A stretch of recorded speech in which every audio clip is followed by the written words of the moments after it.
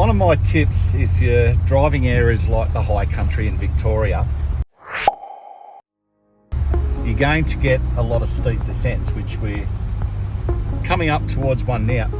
When you get to the top of a descent, make a decision before you start going down as to whether you're going to pull up and engage low range to do that descent. I get to the top, I pull up, engage low range four-wheel drive, and then let the engine braking do all the work down the hill. One, I don't overheat the brakes on the car or the trailer, save a lot on brake wear, and I've always got full control of the vehicle. So I'm never doing a speed where I can't pull up in a hurry if there's an oncoming vehicle. Let the engine braking do all the work down the hill.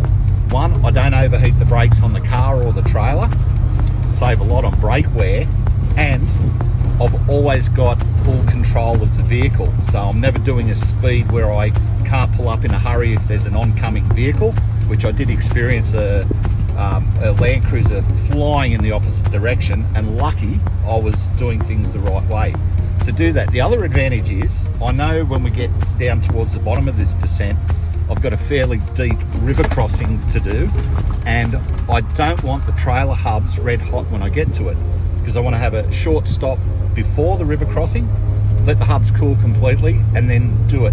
That way when I hit the cold water, I'm not sucking water in past the seals in the hubs, getting in amongst the grease and the bearings, and having to then either service the bearings at a shorter interval, or if you don't know about it, what happens is the bearings can start rusting because you've got water in amongst the grease. So when you're in the mountain stuff, if you're in doubt, pick low range, because you won't get into trouble doing it the right way.